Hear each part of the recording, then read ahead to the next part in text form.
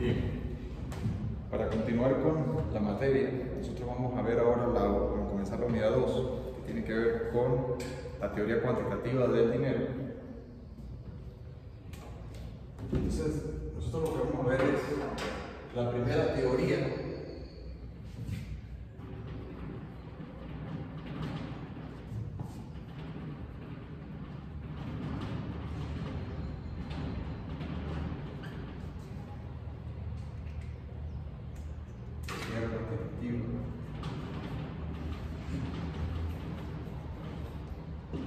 del dinero,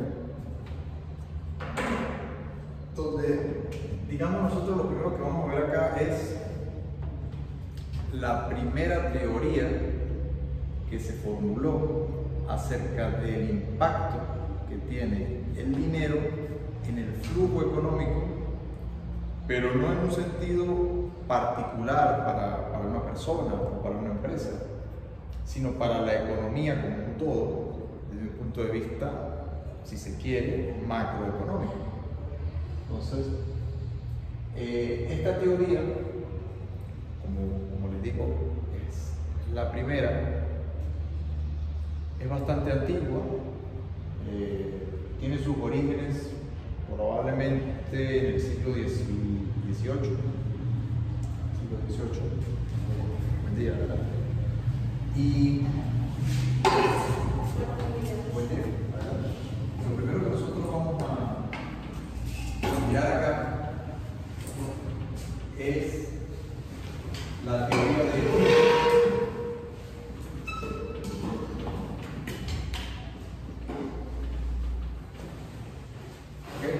David Hume, y luego algo que se llama efecto Hume Cantillon. No sé si recuerdan esos autores, los que ya vieron Historia del Análisis. Entiendo que ya todos vieron Historia del Análisis. ¿Tú la estás viendo? Bueno, estos autores asumo que lo verán con detenimiento en la materia de Historia del Análisis Económico,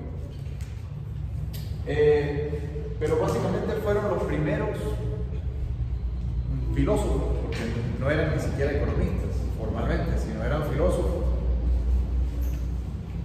que desde la filosofía de la moral y de los aspectos esenciales de la vida humana comenzaron a estudiar el papel que jugaba el dinero, dentro de la sociedad. En concreto, supongo que ya ustedes de macro lo deben recordar, la ecuación cuantitativa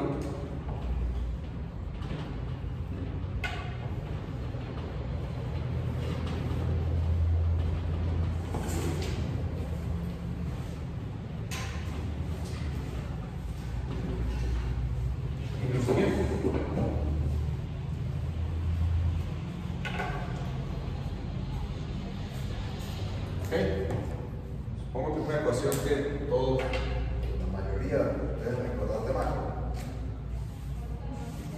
Donde, ¿qué nos dice esta ecuación simple?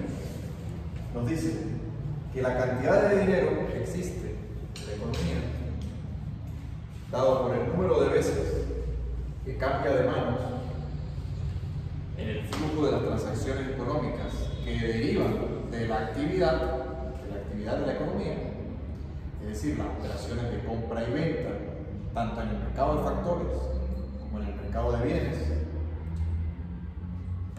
esto tiene que ser igual a una entidad macroeconómica que nosotros conocemos como PIB nominal de la economía. PIB básicamente, ¿qué es? P sobre el nivel de precios, que nosotros abreviamos como precios directamente, pero estamos hablando del nivel de los precios. Y esta es una caracterización no trivial, porque una cosa es decir o hablar de índice de precios del consumidor, o sea, del nivel global de los precios, con lo cual es un promedio de la cesta de precios, de los precios de la cesta de bienes, y otra muy distinta es hablar de precios relativos. Para los que ya vieron economía internacional, lo poder quizá tener más claro. Cuando hablamos de precios relativos, nosotros hacemos referencia al hecho de cuántas unidades hay que dar a cambio de otras. ¿Okay? Digamos, en el caso de, pongamos por caso un mercado muy básico en el sentido de que es un mercado elemental para todos los seres humanos, el mercado de trabajo.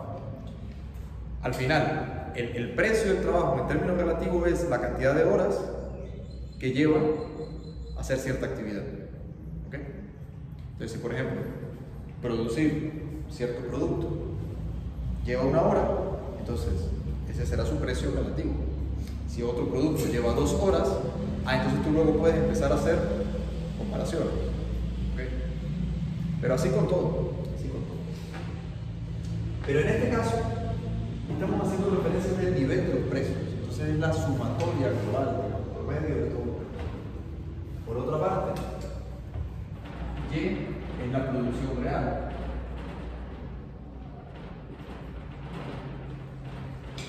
¿Y por qué la producción real? Porque Y solo es la cantidad de bienes, la cantidad de servicios, ¿okay? La cantidad de objetos, de cosas, materiales, la cantidad de cosas que se están produciendo, no la cantidad de dinero, sino la cantidad de producción.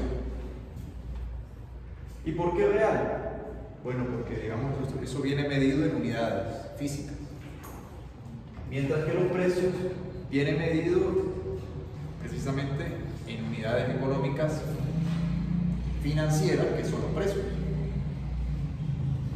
Cuando tú multiplicas de una manera abreviada, como está escrito allí, eso no es más que el PIB nominal.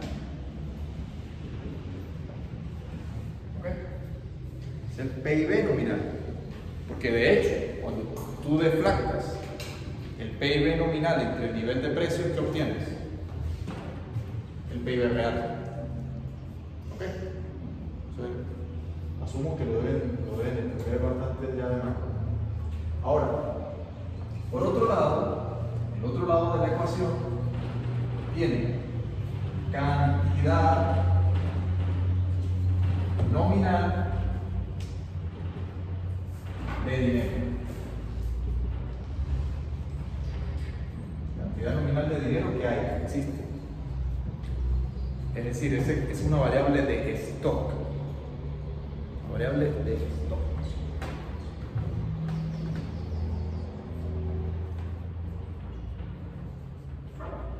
Stock monetario, ¿verdad?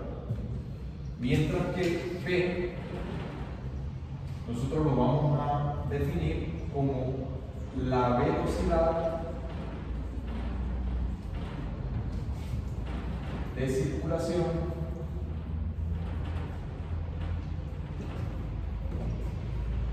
del dinero. ¿Okay? El número de veces que esta cantidad de dinero se necesita movilizar en transacciones, dado esta actividad económica que se está generando para producir esta cantidad de bienes. ¿Okay? Ahora bien, si nosotros observamos esta ecuación tiene una característica, que ella es homogénea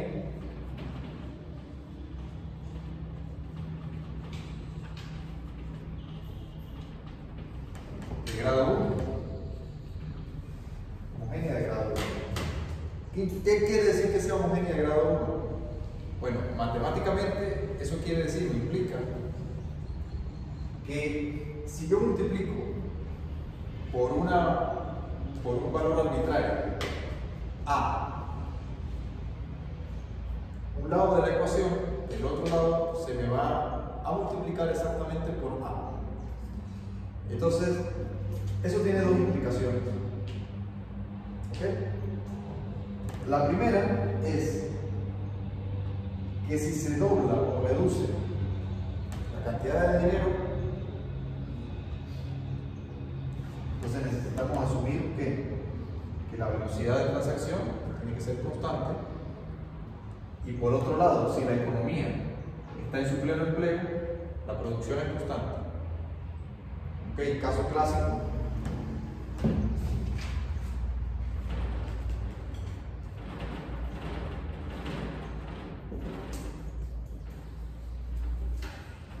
Donde nosotros tenemos nivel de precios, nivel de producción, demanda agregada y oferta agregada, donde este nivel de aquí corresponde justamente con el PIB potencial. PIB potencial. ¿Qué quiere decir el PIB potencial? ¿Qué significa eso? Que toda la economía está a plena capacidad. Se está usando a pleno los factores de producción. Esto parte de un hecho muy relevante. Y es algo que, a ver, es importante que lo tengamos siempre en cuenta a la hora de analizar la macroeconomía y de ver la macroeconomía. Yo les pregunto a ustedes, ¿qué es lo usual en una economía? ¿Que esté en este punto o que esté fuera de ese punto?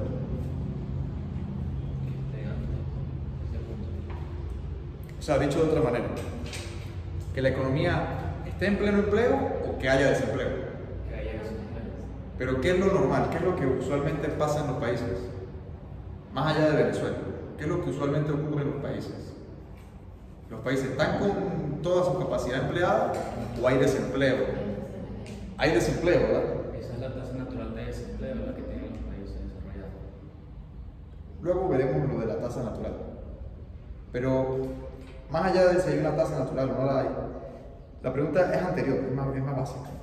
O sea, lo que yo le estoy preguntando o le estoy invitando a que reflexionemos es... Sí, es natural que haya eso. O sea, en la economía, ¿cuál es el escenario? ¿Hay desempleo o no hay desempleo? Es normal que haya desempleo, ¿verdad? Ahora, yo les pregunto a ustedes otra cosa. ¿Qué dice el primer principio? Esta es una pregunta que nos va a llevar a la introducción a la economía. ¿Qué dice el primer principio que define la economía como ciencia? ¿Qué dice? ¿De qué se trata esto de estudiar economía? ¿De qué va? Los recursos son escasos y las necesidades. Que los recursos son escasos. Entonces, la pregunta clave de todo es, ¿por qué si los recursos son escasos hay desempleo? Parece una incoherencia, ¿verdad? Porque, a ver, si las necesidades son crecientes y son casi tienden al infinito, mientras que los recursos son escasos, no en el sentido de su cantidad absoluta o relativa, sino en el sentido de que siempre hay muchos usos que darle al mismo recurso, ¿verdad?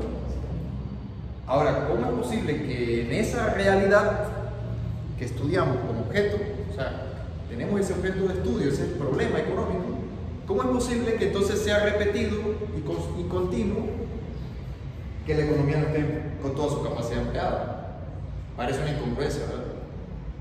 Hay una incoherencia, precisamente porque tú dices, oye, ya va, o sea, tenemos muchas necesidades y los recursos son escasos.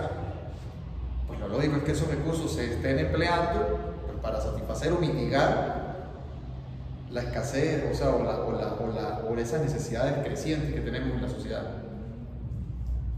Pero aún así hay gente desempleada, hay maquinaria desempleada, hay tierras locales vacíos desempleados. Y lo que llama la atención es que no solamente ocurre en una economía fallida como puede ser la venezolana, sino que tú te vas a una economía medianamente más normal, pero también tienen desempleo. Entonces, en torno a esto gira toda la discusión macroeconómica.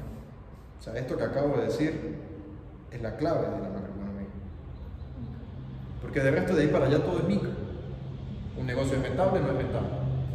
¿Cuánto es el costo marginal? ¿Produzco? ¿Vendo por encima del costo marginal o no vendo por el costo marginal? Si estoy por debajo del costo marginal, estoy por encima del costo variable operativo. Eso es micro.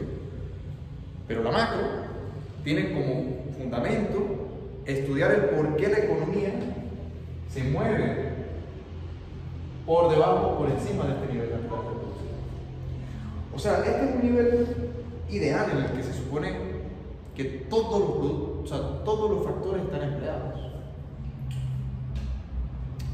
Y sin embargo, se alcanza a veces en algunos periodos, pero no siempre. Es natural pensar, y me imagino que también lo habrán visto en macro o en alguna otra materia, pensar en este estado como un estado estacionario.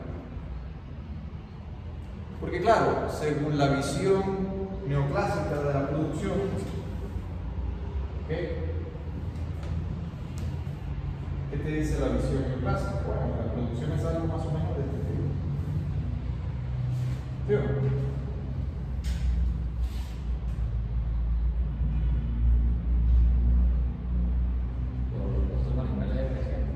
Sí,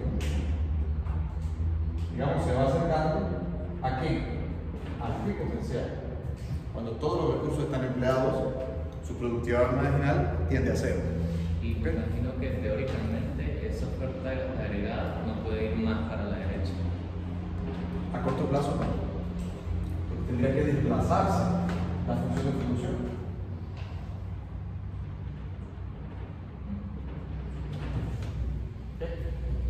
Donde básicamente la teoría del crecimiento te dice que la variable que juega un rol fundamental es la tecnología. Por eso nosotros tenemos que, dada una tecnología, y dadas unas preferencias, nosotros tenemos algo que se llama frontera de posibilidad de producción.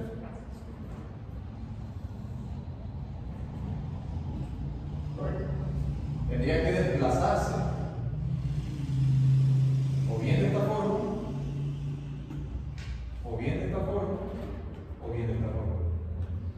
Es decir, o tendría que haber un aumento de alguno de los factores, o tendría que haber un aumento de la tecnología que haga más productivo los mismos factores, o tendría que darse un aumento de ambas cosas. ¿Okay? Pero si en un momento dado, digamos hoy, que es 25 de abril del 2024, esta cantidad de factores de producción es real existente. O sea, tú tienes un stock,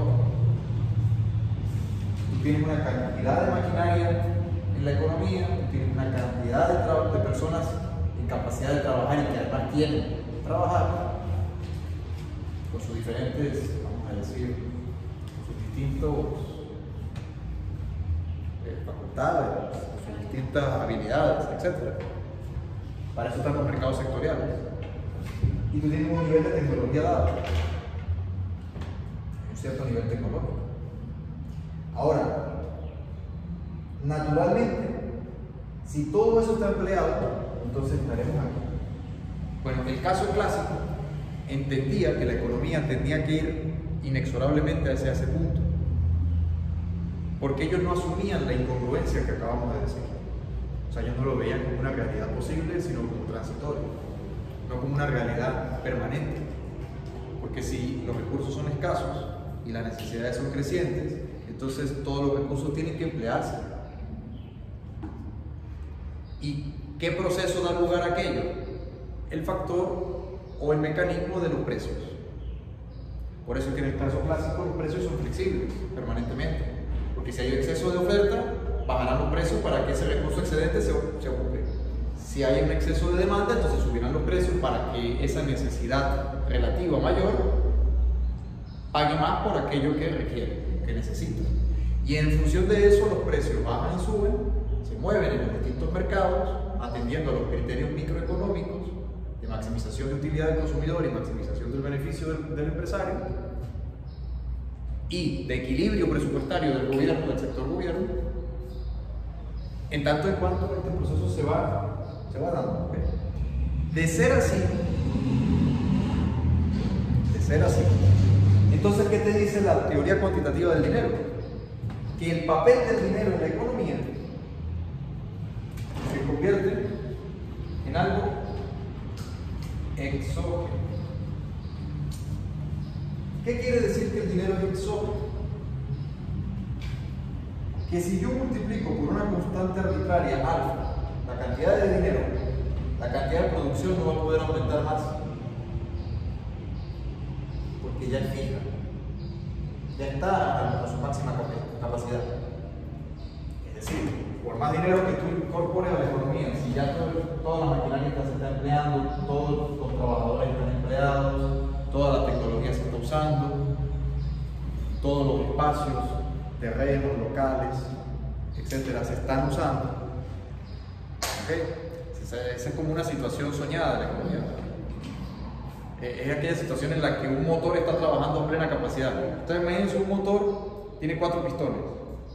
Lo normal en mecánica es que los 4 pistones funcionen. Cuando alguna de las bujías falla, un pistón deja de funcionar. Entonces que evidentemente el carro da falla. Y cuando da falla hay que llevarlo al mecánico. Hay que revisar si es la bujía que está quemada, si es que no está mandando bien el inyector gasolina. Bueno, la gasolina en este sistema es dinero. ¿Entiendes? Entonces quiere decir que el motor no va a trabajar mejor porque tú le incorpores más gasolina, sino va a trabajar mejor en función de las variables reales. ¿Qué O sea, sería el inyector? las variables mecánicas, claro, las variables que hacen que funcione el sistema. Ahora bien, como la economía no es exactamente una ciencia física ni mecánica, no siempre pasa lo que pasa, o lo que debería pasar. Que es que digamos que la economía tienda naturalmente a esa tasa natural de desempleo. Pero de ser así, por eso les hago énfasis, porque ¿qué quiere decir? Que tenemos que analizar caso por caso. Como estamos comenzando a estudiar la teoría monetaria, empezamos por el principio del caso clásico. A partir de allí, cualquier cantidad de dinero, o bien que tú introduzcas de más, o bien que tú introduzcas de menos, lo que te va a mover es los precios. Entonces, te va a multiplicar por esa variable alfa los precios. Digamos, la cantidad de producción y la velocidad se mantienen constantes. ¿Y por qué? Porque bueno, si esta producción está en su plena capacidad, la velocidad con la que se está dando ese flujo de transacciones tiene que ser también constante. ¿Ok? Entonces, siendo así,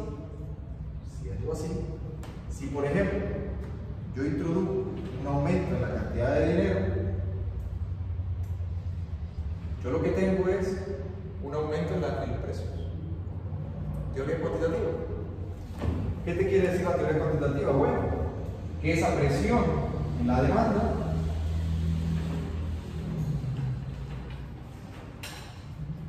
te va a llevar a un nuevo nivel de precios.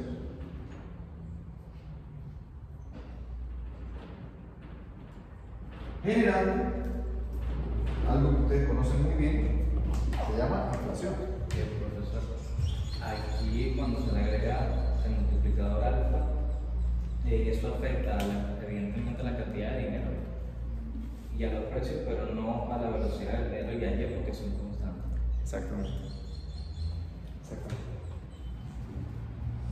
Siempre que partamos de estos supuestos. Muy importante los supuestos. En la realidad es más o menos así. Depende de los supuestos. Si los supuestos se están cumpliendo o no se están cumpliendo. O sea, esto al final depende del escenario. Esto al final yo los invito a pensar el problema como que si fuese un caso médico. Tenemos una teoría, pero luego hay un paciente que de repente es hipertenso, pero luego hay otro que es hipotenso. Porque hay una variabilidad así. Hay economías que son con tendencia inflacionaria y hay economías que son con tendencia deflacionaria. Y hay otras economías que son con tendencia al pleno empleo. Si la economía está en una situación de pleno empleo, ¿cómo lo puedes saber? Bueno, porque estás en una situación, una vez que tú haces todos los estudios estadísticos, en el que tú tienes un nivel de empleo muy bajo y en el que tú tienes una tasa de crecimiento económica constante. Si la tasa de crecimiento es creciente, te está diciendo que la economía está transitando hacia allá. En cambio, si la tasa de crecimiento se hace estable, te está diciendo que se está agotando. ¿Ok? Yo les pongo, por ejemplo, China. China en los años 90 venía creciendo a tasas muy rápidas, del 8% interanual. Claro, promedio, pero en realidad las primeras fueron más mayores. Alcanzó tasas anuales del 14, después bajó al 12, luego al 10. Sí, es el caso más excepcional de crecimiento económico en la historia moderna. Pero ¿qué te quiere decir esa estadística? De que China estaba transitando hacia allá. Estaba muy por debajo. Más allá de cuestiones políticas, ustedes deben entender de por qué estaba muy por debajo. China venía de un proceso de industrialización fallido socialista, en el que, digamos, la administración quería designar qué producir, dónde producir y para quién producir. Y naturalmente eso falló. El gobierno chino se dio cuenta del error y dijo, no, aquí estamos cometiendo un error garrafal, porque esto no está funcionando. Cambiaron hacia un modelo de mercado donde empezaron a dejar que los precios asignaran los recursos, y todos esos recursos que estaban ahí como a la espera de ser empleados y contratados, fueron contratados. Evidentemente que al principio son contratados a muy bajo precio, porque están desempleados justamente. Luego el capital fluye hacia allá porque va buscando rentabilidad en función de que los costos marginales son bajos. Pero eso era la China de 1987. La China del 2024 es muy distinta. Ya es una China muy cerca ya de aquí, donde además esta frontera de posibilidad de producción se ha desplazado unas cuantas veces por factores tecnológicos, en 30 y pico de años. En Estados Unidos pasó algo similar en la década del 80, pero del siglo anterior, 1880, cuando el proceso de industrialización, Rockefeller, las siderúrgicas, todo aquello que no sé si ustedes han visto ya en industrial, o si no, pues lo van a ver. Lo mismo pasó en Bélgica, no sé si lo vieron en la historia económica. Historia económica, Bélgica, Francia, la revolución industrial, básicamente, Inglaterra, etc.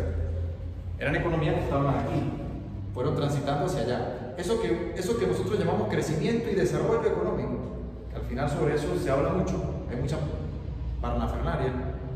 En términos económicos es algo muy concreto, es el tránsito de una economía que se va acercando a su pico potencial. Es eso. Ahora bien, en función de esto, lo relevante es que las condiciones te van a marcar si el dinero es exógeno o no es exógeno. Entonces, yo les pongo un caso más actual y más cercano a nosotros, que es el de Venezuela. Yo les pregunto a ustedes, en Venezuela, ¿el dinero es exógeno o no es exógeno? Cuando digo el dinero me refiero al bolívar, que es la moneda nacional. ¿El dinero es exógeno o no es exógeno? ¿Qué creen ustedes? Exógeno. ¿Por qué? Como no sé, ahorita lo estaba pensando y pues la producción evidentemente no hemos alcanzado el pico potencial, sin embargo el capital, el trabajo y la tecnología está casi que estancada, que es como si fueran sinónimos, entonces no se mueve el PIB. Entonces cuando se le agrega más dinero no afecta el PIB pero sube el precio. Exactamente. Sin embargo, viene por una causa distinta. No porque la economía esté operando aquí en el pleno empleo. Que si fuese así, pues la economía fuese otra, ¿verdad? La situación sería otra. Los salarios no serían tan bajos. Si los salarios son bajos, lo que te está diciendo es que la productividad marginal del trabajo tiende a infinito. O sea, está muy desempleada, dicho de otro modo. Ahora, la situación en realidad hace que el dinero se haga exógeno es por otra variable, no por las condiciones reales de la economía, sino por algo que vamos a ver más adelante, que son las expectativas. Pero vamos con falta. O sea, lo que les quiero decir es que las teorías hay que irlas estudiando para luego entender cada caso. ¿Okay? Cada caso. No quiere decir que una teoría no sea válida o si sea válida, no, depende del caso. Que de repente puede pasar que un caso cambie completamente y una teoría quede en el olvido, pero ha pasado que de repente las condiciones vuelven en un momento a ser como hacen 100, 150 años y esa teoría resucita. Eso pasa mucho en economía, con lo cual todas las teorías son válidas y hay que estudiarlas, hay que entenderlas. Ojo, cuando digo hay que entenderlas me refiero no solamente que estudiarlas, pasar el examen y lo de siempre, no. entenderla de que tú no puedes pretender que la realidad funcione como dice esa teoría. Tú tienes que, lo contrario, tú tienes que ver la realidad y esta teoría, ¿me sirve o no me sirve? No, esta aquí no me sirve porque la realidad es otra. Yo tengo que buscarla que se adapte. Y si por caso, y ahí es donde viene el trabajo académico del economista, si por caso usted ya hizo toda la investigación que pudo hacer y no encontró nada que le explique la realidad, entonces tiene que crear una teoría, que es lo que han hecho todos estos señores, que vamos a ver a lo largo de esta materia. ¿Entiendes? Entonces la teoría cuantitativa se resume a esta ecuación. Sí, sí, exactamente. Esa ecuación es la que la define.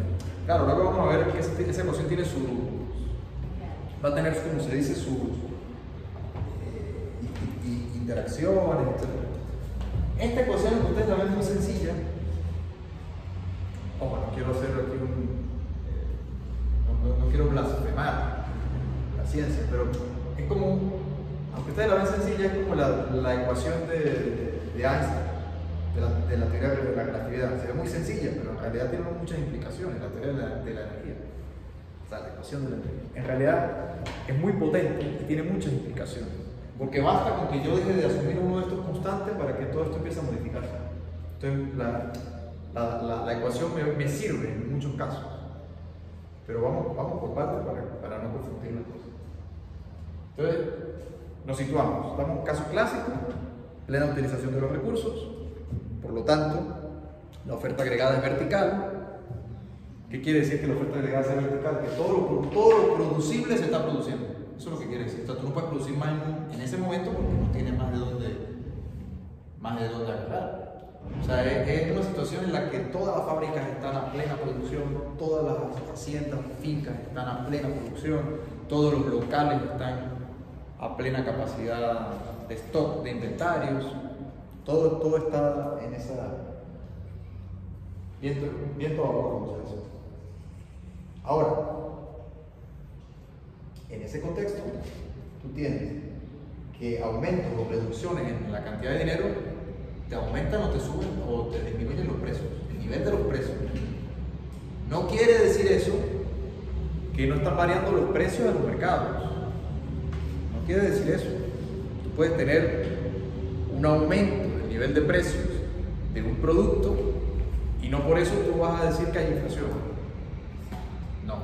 Para que haya inflación tiene que haber un aumento generalizado del nivel de precios, que es equivalente a decir que en realidad el dinero está perdiendo su valor. Eso es lo que en realidad es la inflación. Y eso es muy importante que lo entiendan, porque la mayoría de la gente tiende a confundir una cosa con otra. Y de hecho esa confusión no es trivial, pero luego vamos a ver cuando entremos con la teoría de las expectativas. Vamos por partes. Ahora bien, esta cantidad de dinero que en la economía puede aumentar o disminuir, en el caso clásico estaba anclada a la cantidad de stocks, que recuerden que era el dinero mercancía. Entonces esto dependía directamente de la cantidad de stock de metales que tuviese la economía. ¿Okay? La cantidad de oro, plata y metales para fabricación de moneda, la fabricación de moneda que tenía la economía. Sin embargo, estos señores se dieron cuenta de un efecto que lleva el nombre de ellos. Cuando hay un aumento de esta cantidad de dinero, visto desde el punto de vista agregado, nosotros lo podemos pensar como ese proceso en el que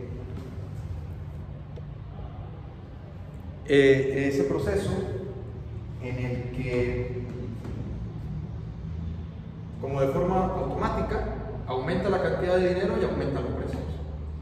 Pero en realidad hay un proceso social a través del cual ocurre, hay un mecanismo a través del cual ocurre ese proceso. Y ese proceso viene dado, o sea, con este efecto, de que al principio la nueva emisión de dinero, ya sea en oro, ya sea en plata, no se distribuye de forma homogénea entre todas las personas del sistema que lo conforman, sino que en realidad viene a darse como en un sistema de cascada o piramidal, en el cual los sectores más cercanos al gobierno, a la estructura que tiene el control de la oferta monetaria, reciben primero esas cantidades de dinero. Esas cantidades nuevas de dinero le permiten o aumentan transitoriamente su poder de compra porque hay un efecto ingreso. Se puede decir que teóricamente la distribución de la producción se da, pero de la renta no. De la producción y de la renta. No, porque ahí lo que está ocurriendo es un efecto ingreso, que no es renta real. ¿Okay? No es renta que deriva de la producción, sino es ingreso por aumento monetario. ¿Qué quiere decir? Que hay un efecto renta o efecto ingreso en la economía. ¿Ok? Donde todos aquellos bienes que tienen elasticidad positiva con respecto al ingreso, aumentará su consumo. Entonces, las personas que tienen en un momento dado nuevos flujos monetarios, es como, hagan ustedes de cuenta, una persona que se le doblan los ingresos. Pero claro, se están doblando los ingresos. En ese momento, los precios aún no han cambiado. Los precios siguen siendo los actuales. Pero yo estoy ya trabajando en la economía con un ingreso nuevo. ¿Qué implica eso?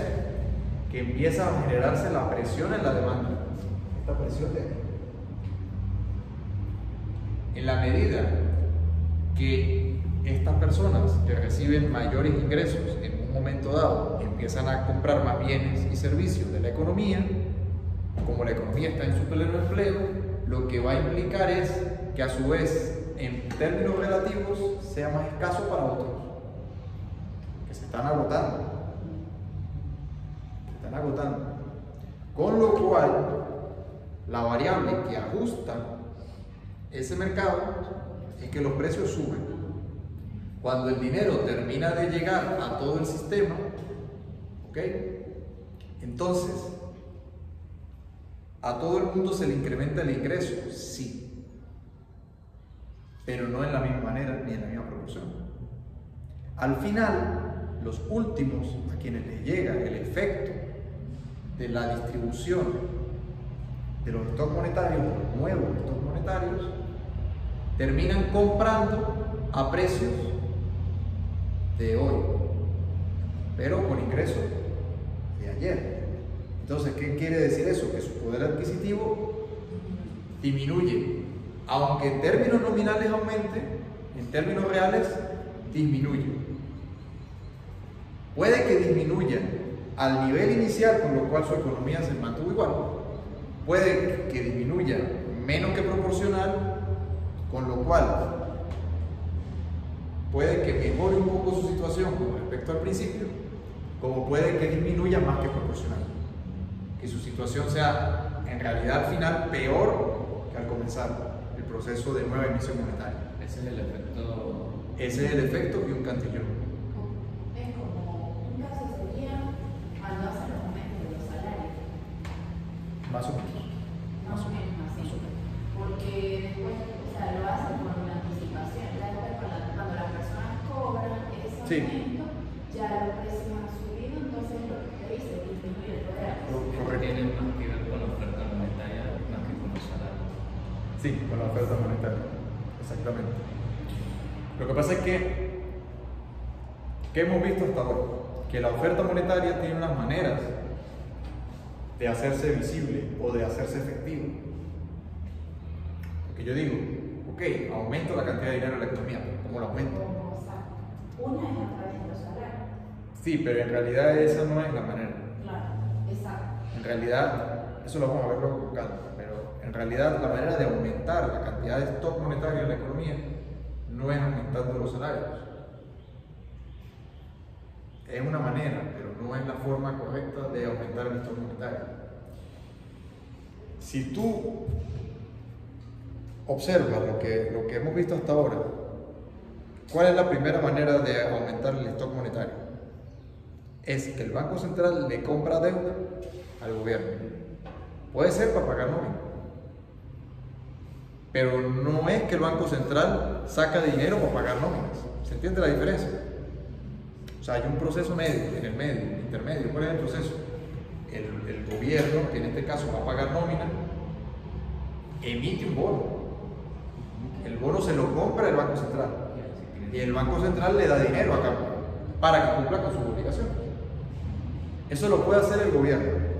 Una empresa privada no puede hacer eso. Una empresa privada no puede emitir un bono para pagar personal. Si una empresa privada al final del proceso encuentra que no puede cubrir ni siquiera las obligaciones de los pasivos laborales, tiene básicamente tres opciones. O lo bota, que suena feo, tiene que desemplearlo, ¿qué va a hacer? O le baja el salario, pero si hay rigideces salariales, porque hay contrataciones colectivas, sindicatos, etcétera, etcétera. O sencillamente cierra.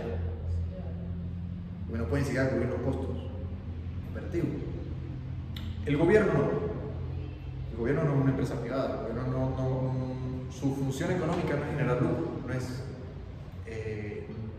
sino es ofrecer bienes públicos que no tienen un beneficio marginal de producción. Al menos no en teoría, o sea, no debería. Tú no puedes vender, tú no puedes cobrarle a cada persona por el alumbrado público. Se puede lograr el crecimiento económico partiendo de una política monetaria y sin aumentar el capital del trabajo. Sí, claro. Pero ese caso lo vamos a ver luego, cuando entremos en ese caso. Esas son las teorías monetarias. Pero por ahora en este caso no. Porque en este caso toda la economía está en su máxima capacidad. Con lo cual, cuando tú empiezas a distribuir dinero, entonces en este caso les pongo un ejemplo muy concreto. El gobierno hace un aumento de gastos. Ese aumento de gastos lo hace por medio de emisión que le vende bonos al Banco Central. Le da el bono, el Banco Central le da dinero. Ese dinero, ¿qué hace? Contrata empresas para hacer puentes, por ejemplo, o para mejorar los aeropuertos, o para mejorar vialidad. ¿Okay? Ahora bien, fíjense aquí la diferencia. En el caso clásico no contemplaba esa posibilidad. ¿Ok? No contemplaba esa posibilidad. Porque básicamente la economía, las necesidades, las producían las propias empresas. O sea, si se necesitaba un puente, una empresa lo construía y luego cobraba un peaje. Si necesitaba que los muelles hubiesen faros, que es el caso clásico, el ejemplo tradicional del bien público, pues en realidad los faros los construían los mismos compañías que hacían uso del puerto. O sea, en el caso clásico era el liberalismo clásico, vamos a llamarlo así. En ese liberalismo clásico el gobierno no hacía obra pública. Pero vamos a partir del hecho de que el gobierno sí hace obra pública. Entonces, la economía está bastante ya cerca del pleno empleo. O sea, todo está en su plena capacidad de uso. Pero aún así el gobierno empieza a incorporar dinero a la economía. Bueno, de ese sector, digamos, de ingenieros, arquitectos y empresarios que están en la parte inmobiliaria o en la parte de obra pública, van a recibir primero esa cantidad de dinero. El efecto cantillón. Luego ellos van a pagar nómina, en efecto. Pero claro, ellos van a poder comprar bienes a precios de ayer. ¿Se entiende? Bienes y servicios. Lógicamente, que cuando el dinero llegue a los trabajadores van a ir al abasto de la esquina y así sucesivamente. En ese proceso, que lleva un tiempo, ya los precios van subiendo. Cuando el señor de la esquina le compre leche a al industrial lácteo, y ese a su vez le pague nómina a sus trabajadores de la industria láctea, que no son los mismos trabajadores de la industria de la construcción, estos de la industria láctea ya van a encontrarse con precios mayores que lo que se encontraron los trabajadores de la industria de la construcción. Entonces es un proceso que se va dando a nivel como una cascada, hasta que se agota ya. Y es inevitable. Y es inevitable, por supuesto, es inevitable. Entonces ese efecto lo reconocieron estos señores, y en síntesis, ¿qué es lo que te dicen? Que para que unos precios suban, otros tienen que bajar. Eso es lo que te dicen. ¿Por qué? Porque está aumentando el ingreso de ciertas personas. Como aumenta el ingreso, eso los lleva a poder comprar más. Estamos hablando del real, ¿Cómo real? del ingreso real. Estamos hablando del ingreso nominal. No, aquí todo es nominal. ¿Por qué es nominal? Porque son nuevas cantidades de dinero. ¿Okay? Aquí estamos hablando que esto lo definimos como cantidad nominal de dinero. ¿Okay? Entonces, esta cantidad nominal de dinero entra a la economía, pero no entra de manera equitativa, sino que va entrando a través de un proceso de propagación. En esa propagación, quienes reciben primero pueden comprar a precios más bajos en términos de su nuevo ingreso.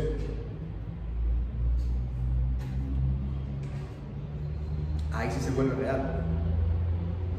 O sea, su cantidad nominal aumenta, pero como los precios siguen en ese momento siendo los mismos de antes, tu ingreso real está aumentando. ¿Por qué? Porque si tú esto vamos a ponerlo, lo trabajas para llevarlo a esta forma,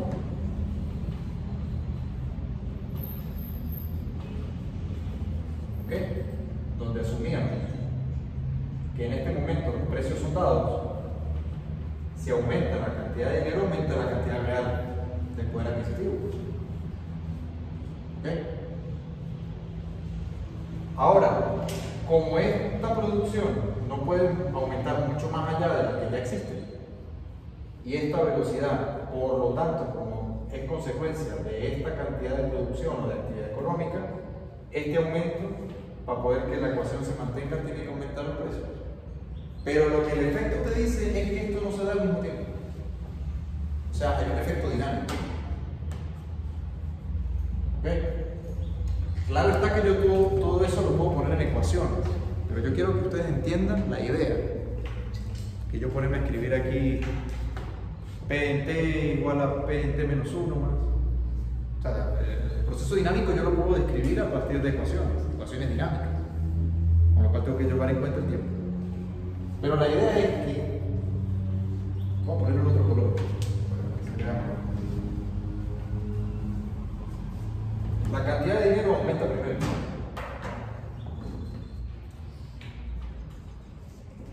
Como esto no puede variar mucho más, si esto aumenta, algo tiene que compensar para poder que la igualdad se mantenga. Si no, se rompería el sistema. Naturalmente tienen que aumentar los precios, pero aumentan luego. ¿Ok? Aumentan luego. ¿Eso qué va implicando? Porque ya te va diciendo que esta producción de aquí, que por ahora estoy considerando fija, no va a ser tan fija, va a oscilar. Ella va a oscilar, pero luego veremos de qué manera oscila. Por ahora yo lo que quiero que comprendan es que la teoría cuantitativa explica de qué manera aumentan los precios o disminuyen los precios. Y yo puedo también decir lo contrario. Yo puedo agarrar y decir: el gobierno retira dinero de la economía y ocurre el efecto Cantillón, o sea, un Cantillón pero a la inversa. Los precios van a caer, pero no de inmediato. Va a ocurrir un proceso, un mecanismo. Esos mecanismos, o en función o con base de esos mecanismos, es que se van dando las teorías Entonces, ¿de qué manera puede el gobierno aumentar la cantidad de dinero? Comprándole deuda al gobierno. ¿De qué manera la puede reducir? Haciendo lo contrario. Haciendo lo contrario. Comprándole, el Banco Central comprándole deuda al gobierno. Si le compra deuda, aumenta la base monetaria. Entiendo. Comprando deuda del gobierno. Tú me das el título, yo te doy dinero. ¿Ve? Y luego el gobierno con ese dinero va a empezar un proceso de expansión monetaria. Entonces, en este caso, a los últimos que le llegan, que esa distribución le llega, tiene más, antes de que le llegue, tiene más capacidad para comprar. ¿En cuál proceso? ¿Cuando aumenta la base? Cuando disminuye la base monetaria. Exactamente. Cuando disminuye la base monetaria, al revés. El último, en que tiene el impacto de reducción, lo que está aumentando es su poder de compra. Es decir, y aquí es donde cobra toda la importancia sideral que tiene esto en términos sociales, que cuando tú controlas la inflación, al primero que estás beneficiando es al más pobre. Cuando tú aumentas la inflación, al que más estás perjudicando es al más pobre. Al más pobre no en cuanto a cuántos recursos tiene o de cuántos recursos no dispone, sino pobre en la escala social. O sea, hay gente que no está cerca del, digamos, del centro de la distribución económica, estatal. ¿Me explico? A ver, los empresarios que están allí, que trabajan directamente con la obra pública o que trabajan directamente con los servicios públicos, tienen primero el impacto inicial, por lo tanto gozan de una mejor situación económica. Y es normal que estos sean los factores que apoyen al gobierno, que los está beneficiando. Y tienen que valerse de artimañas para engañar a la base, que es la última que va a recibir los efectos del proceso, en realidad ya negativos. Pero cuando llegue esa cantidad de dinero, no estoy haciendo alusión a ningún escenario real de ningún país del mundo, estoy hablando en términos teóricos. Pero todo psicológico. Pero es que esto va a ocurrir aunque sean suecos, aunque sean venezolanos, aunque sean chinos, aunque sean americanos. O sea, esto va a ocurrir porque es algo matemático. La única manera que tú no lo veas, el efecto Hume-Cantillon, es que hagas la distribución de forma equitativa a través de otros mecanismos. Que tú a todo el mundo por igual le dupliques los saldos monetarios. Pero ¿qué va a pasar en ese caso si la economía está en pleno empleo? Que el tiempo de que estos precios van a subir, pues va a ser menor. ¿Se entiende? Entonces, básicamente, yo recuerdo, a lo mejor ustedes no recuerdan eso, o a lo mejor sí, estarían más chamos. Yo no sé si ustedes recuerdan el año 2006, que un candidato, que por cierto sigue rondando el mundo de la política, una de sus propuestas era darle a cada persona una tarjeta para que la persona pudiera ir a comprar. Son una especie de club, pero inverso. En vez de darte el producto, te doy el dinero. Yo después de poco tiempo entré a estudiar en esta facultad. Y claro, me acuerdo que entre los economistas, eso era un chiste. O sea, en realidad eso era un chiste de mal gusto, pero podía tomarse de una manera... En realidad tú sabes que si tú haces eso, lo que va a pasar es que los precios se van a duplicar más rápidamente, o triplicar, depende, porque si tú estás triplicando la base, te triplican los precios. Pero incluso... ¿Quién era esa persona? ¿Ah? ¿Quién era esa persona? Exacto. Rosales quería hacer eso. Sí, fue una de sus propuestas. En la campaña, él hizo esa propuesta. Qué loco, ya no me está echando ahí otra vez. ¿Ah? No, que todavía ando por ahí. No, bueno, pero ya, digamos, en términos políticos, pues eso son otras consideraciones. Pero me refiero a lo económico. Es decir, al final, lo que les quiero explicar con todo esto es que, independientemente de que tú tomes un mecanismo u otro, si tomas el mecanismo normal, usual, efecto Hume-Cantillon, van a haber diferenciales de precios. Diferenciales de precios en términos de ingresos. Pero si tú lo haces de forma equitativa, que sería el caso de, por ejemplo, una tarjeta Mi Negra. Imagínense ustedes que el día de mañana el gobierno toma la decisión y a todos nos amanecen los saldos monetarios más bolívares. Eso en realidad no es un aumento de salarios. Eso en realidad es simplemente otro mecanismo de aumentar la oferta monetaria. ¿Y cuál es el mecanismo que se usa aquí? Gobierno, Banco Central, y luego ¿qué vendría para la distribución? ¿Para qué? Para la distribución de la nueva oferta monetaria.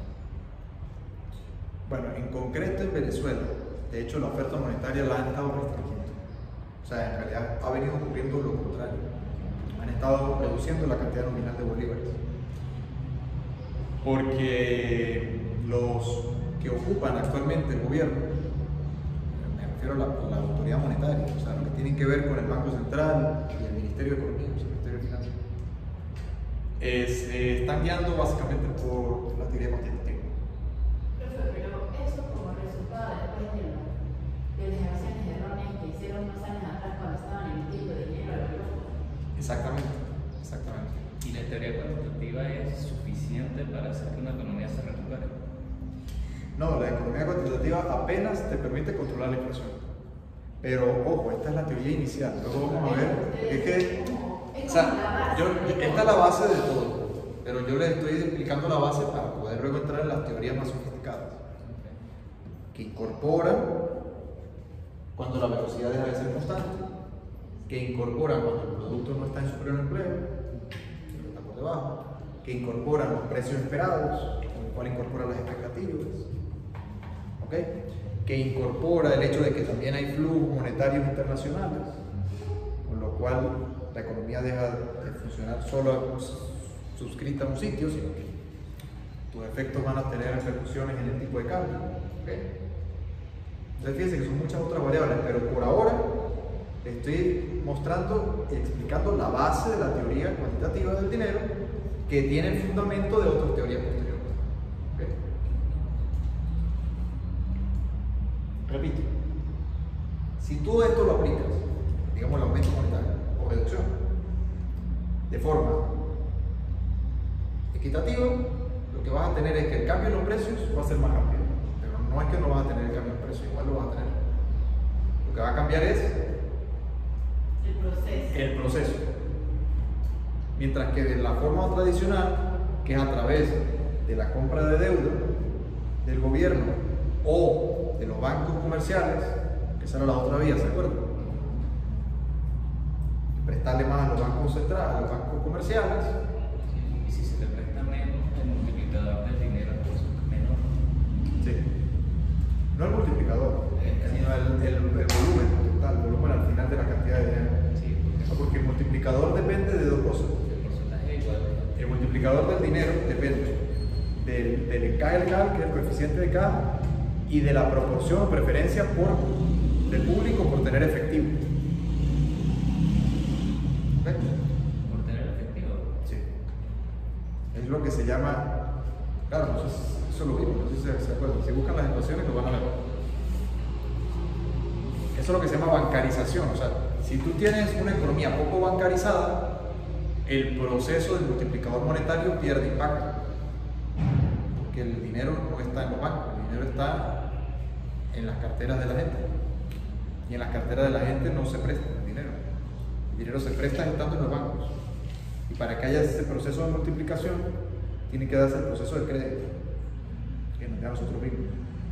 Pero al final, dentro del análisis de un mecanismo o de otro, la teoría cuantitativa se va a algo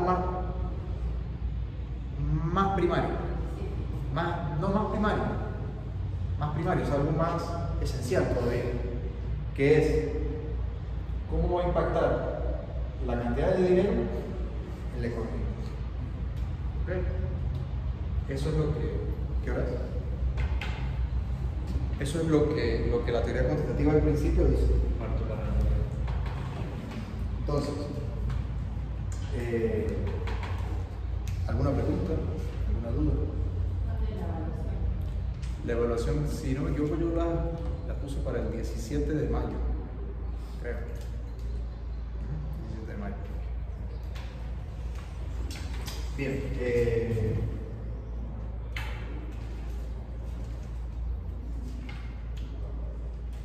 De esto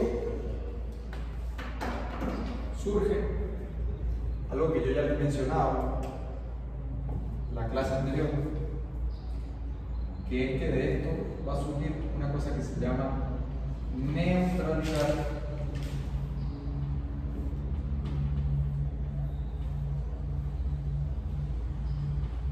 del dinero. El hecho de que el dinero sea exógeno deriva de eso. Exactamente. Lo cual a su vez deriva en algo que nosotros conocemos, los economistas llamamos la dicotomía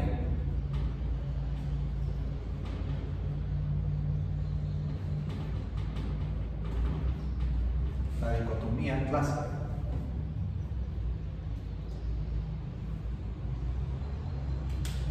¿Qué es eso de neutralidad del dinero? Bueno, es una consecuencia de la exogenidad. Si el dinero es exógeno en el proceso real de producción, en el proceso de generación de bienes, servicios, productos, mercancías, entonces el dinero es neutral en términos de ese proceso. Con lo cual las variables monetarias dejan de ser relevantes para la economía real. O sea, dicho de otra manera, si las condiciones reales se configuran o se parecen mucho a estas, básicamente el dinero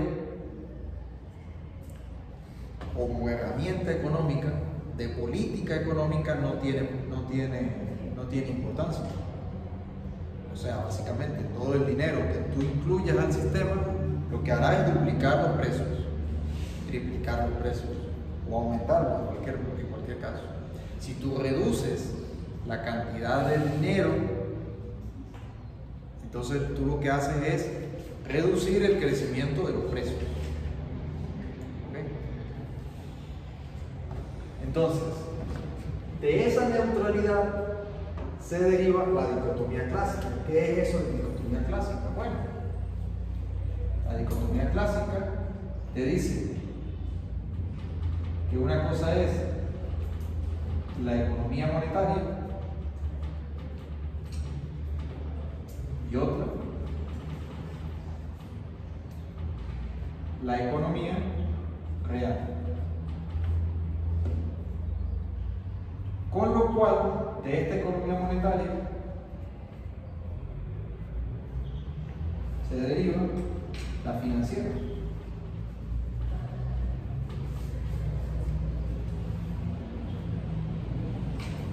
¿Qué quiere decir esto?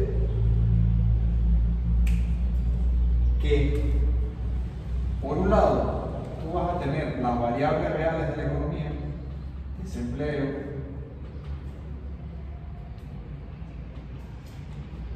tasa de interés real,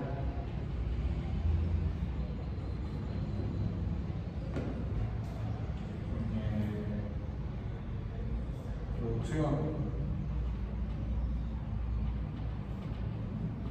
crecimiento,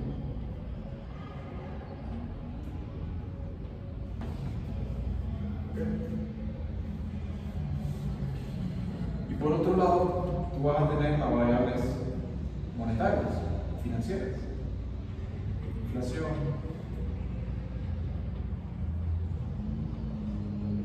eso quiere decir que ninguna de las dos está relacionada. Una no incide en otra. según esta teoría. Esa es la dicotomía. Esa es la dicotomía clásica. Esa es la dicotomía clásica.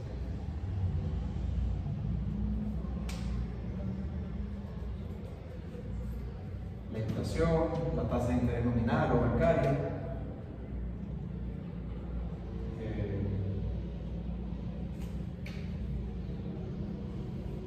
fíjate que de aquí salen dos cosas: salario nominal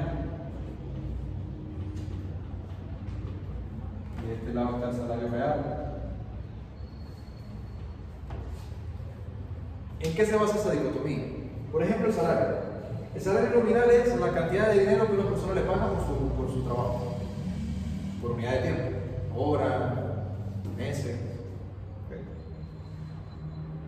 Mientras que el real es lo que esa persona puede adquirir, bienes, con lo que le pagan.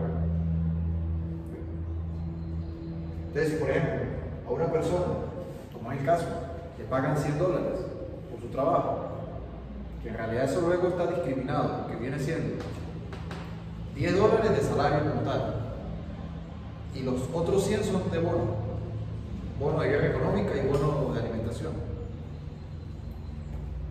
Entonces una persona en la administración pública viene ganando aproximadamente 100, 110, $120. Una persona en una empresa privada gana alrededor de 150, 180, más o menos. Digo, un trabajo normal. Ya sea un trabajo de ejecutivo, pues le pagarán 350. Y si es una empresa más productiva, pues ganará 500.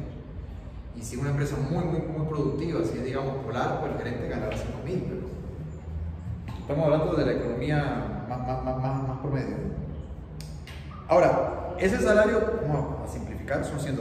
Ahora, de esos $100, ese es el nominal. Salvo que a ti te pagan. Ok, en bolívares, pero tú lo cambias y lo llevas a Binance y luego ves ahí tus 100 USDT. Ahora, en términos reales, si pongamos por caso, voy a hacer un supuesto porque no es real, pero voy a hacer un supuesto. Que un litro de leche vale $1, vale mentira, porque un litro de leche vale casi 2. Pero vamos a poner por caso que el litro de leche vale $1, te están pagando 100 litros de leche. Ahora, si el precio en realidad es 2, te están pagando 50 litros de leche. Pero lógicamente, tú no vas a comprar solamente leche. Pero si tú lo pones en términos de un elemento básico, como es la leche líquida, sería eso. Si tú lo pones en términos de un cartón de huevos, que es otro alimento básico, un cartón de huevos son $5. No, ya no. ¿Cuánto está ya? Está en 7 casi. Está en 7 ya. Puedo hacer en 5 para simplificar la cuenta. Entonces, a ti te están pagando es 20 cartones de huevos. Aunque en realidad ya son menos de 20 cartones de huevos. De 30. Ah, pero ¿qué pasa?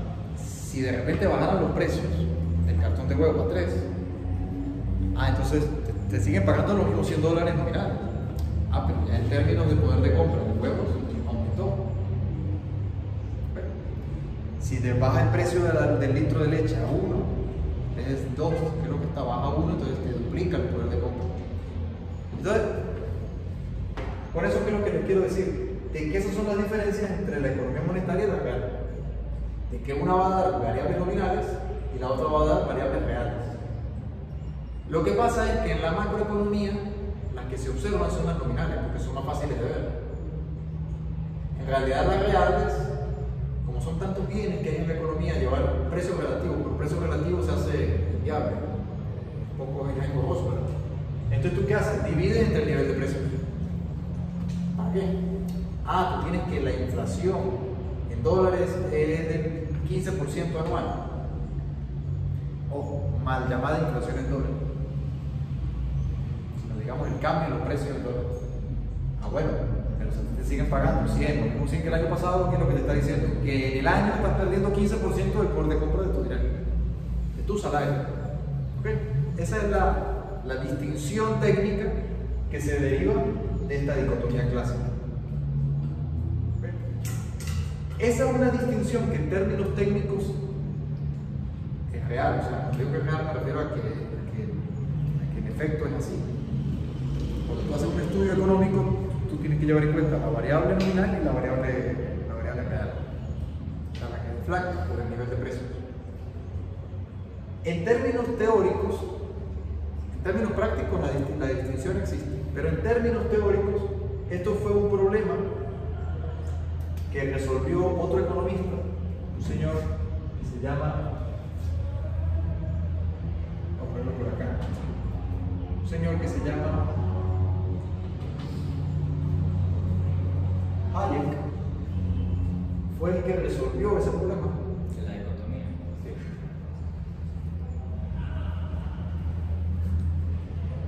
basado a su vez en Mises.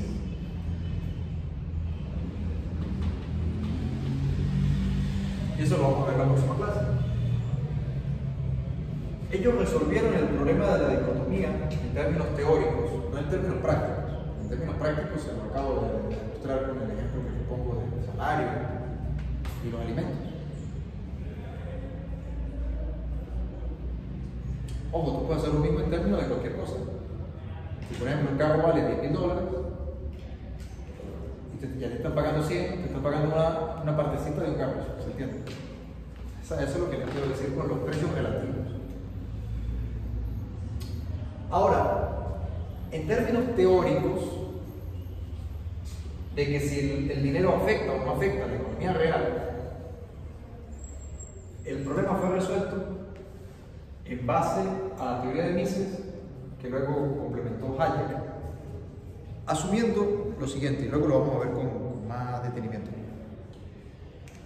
El problema técnico es el siguiente: tú tienes que la ecuación cuantitativa es homogénea de grado 1, mientras que la de los precios relativos del equilibrio general de la economía es homogénea de grado 0. Entonces, el problema se resuelve es cuando tú incorporas el dinero en la función de utilidad del consumidor. Y eso tiene todo que ver con esta variable B, con la velocidad de transacción. O sea, básicamente, ¿qué quiere decir eso? Que cuando tú tienes, que cuando tú tienes la función de utilidad que está en función, bueno, también está en función del dinero. ¿Okay? Es decir, hay utilidad también por tener dinero, no solamente por los bienes que pueden comprar con esa cantidad de dinero. Entonces, en términos del equilibrio general,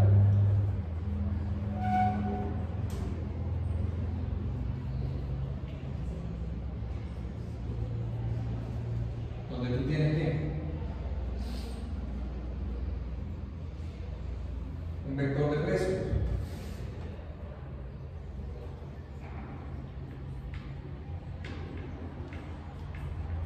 Tú también incorporas el dinero.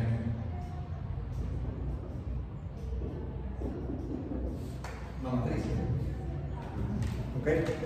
Donde el enésimo precio de este dinero, en términos de todos los bienes, es la inflación. ¿Ok? Pero lo repito, eso lo vamos a ver con calma en la próxima clase. Básicamente, ¿qué es lo que se hace? ¿Qué fue lo que hicieron estos señores? Bueno, se fueron a la teoría microeconómica y incluyeron la cantidad de dinero como un bien más de la economía, no como un elemento externo de la economía, sino como un bien.